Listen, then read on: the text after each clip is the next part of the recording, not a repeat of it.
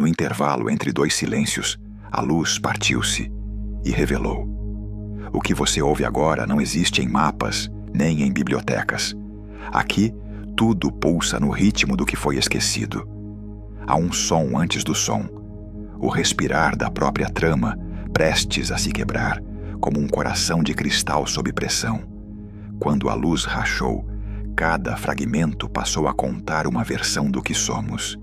E apenas um viajante se atreveu a escutar todas elas. Há eras.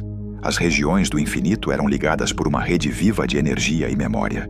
Chamavam-na de trama, fios de luz que cruzavam mundos que jamais se encontrariam. Então veio a fratura. A luz quebrou-se em 1000 direções. O que escorreu tornou-se véu, um manto de possibilidades que cobre o que não deveria ser visto. Nesse intervalo, entre o que é visto e o que se esconde, ele surgiu. Chamam-no de cronista da luz partida, porque é o único capaz de caminhar pelas fendas do véu sem ser apagado. Alguns chamam a fratura de fim, outros de começo. O cronista chama de convite. Ele sabe que toda rachadura guarda um som próprio, o som do que quase se perdeu, aguardando para ser lembrado. E onde o mapa falha, ele encontra trilhas feitas de ecos, como pegadas de um passado que nunca aconteceu. Ninguém sabe seu verdadeiro nome, nem o rosto sob a claridade rachada que o envolve. A cada aparição, seus olhos refletem memórias que não são dele. A cada palavra, um futuro possível se rearranja. A cada passo, o infinito muda e registra-se.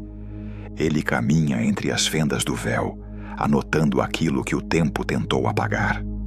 Para alguns ele é mito, para outros sentença. Para ele é apenas dever. Dizem que seu pergaminho não é de papel, mas de luz partida, que grava cada escolha como se fosse uma ferida brilhante.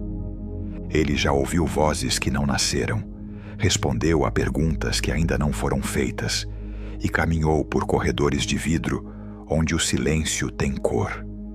Sua presença é marcada por uma pulsação baixa, como se alguém batesse à porta do real do lado de fora. Reza a lenda: quando uma luz treme onde não deveria, alguém está prestes a ser escolhido. Na noite da primeira chamada, o céu partiu-se em 3 linhas azuladas, pulsando como respirações profundas. Da luz quebrada, uma figura caminhou. Não fez som ao pisar, não projetou sombra, mas deixou para trás um rastro de memórias que ainda não existiam. Eu venho registrar o que foi esquecido, sussurrou. Quem ouviu jura que a frase ecoou em múltiplos tempos, como se o cronista falasse para ontem e para amanhã ao mesmo tempo. A chamada trouxe um pressentimento. A trama estava pedindo testemunhas antes que suas notas se perdessem na tempestade do véu. A cidade Prisma erguia torres cristalinas que devolviam a luz em múltiplos reflexos, criando auroras que nunca terminavam. Ali, ecos temporais dançavam entre as ruas, sussurros de amanhã misturados ao canto distante de ontem. Entre fendas de vidro, o cronista encontrou o primeiro fragmento, um núcleo de luz condensada, pulsando como um coração de memórias futuras. Dentro dele, um som, cristal quebrando em ritmo lento, como se o tempo respirasse e cada estilhaço fosse uma nota de um coro invisível. Ao tocar o fragmento, imagens de cidades que ainda não nasceram inundaram a mente do cronista. Viu pontes suspensas sobre mares de neblina, mercados onde vendiam lembranças, crianças brincando com sombras de si mesmas. Ele percebeu: cada região guarda um primeiro sinal, e este era apenas o início. O primeiro fragmento repetia infinitamente: a trama se desfaz, as regiões se desconectam, o infinito está sendo reescrito por algo sem nome, sem forma, sem intenção. Não era aviso, era convite, e o cronista aceitou. Aceitar significava caminhar para onde o mapa falha e o tempo hesita. Significava falar com vozes que não nasceram e ouvir as que foram caladas.